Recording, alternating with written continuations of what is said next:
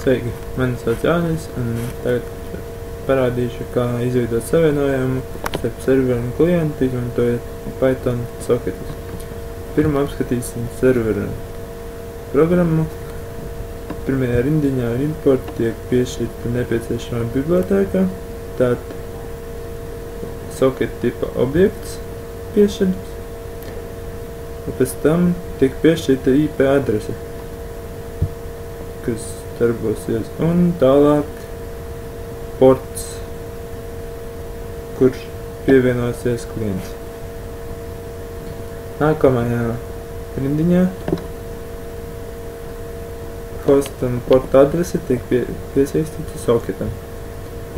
Pēc nākamās slisten turpināsies tikai tad, kad klients tiks pievienoties. Un,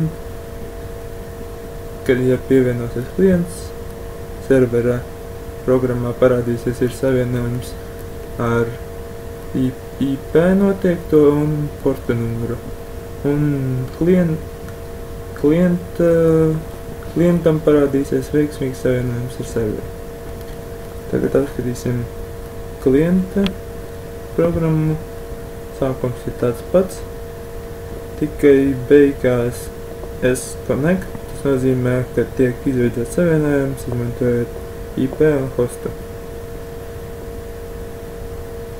IP hostu un portu numuru. Print nozīmē, kad tiek izprintēts tas, ko saņems no servera.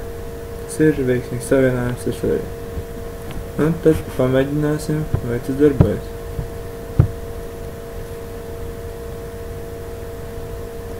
Serverī viss ir kārtībā, kļūda nav.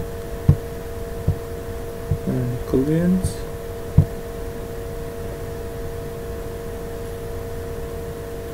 Rāda, ka ir viss kārtībā un klients ir pievienojies. Paldies par uzmanību!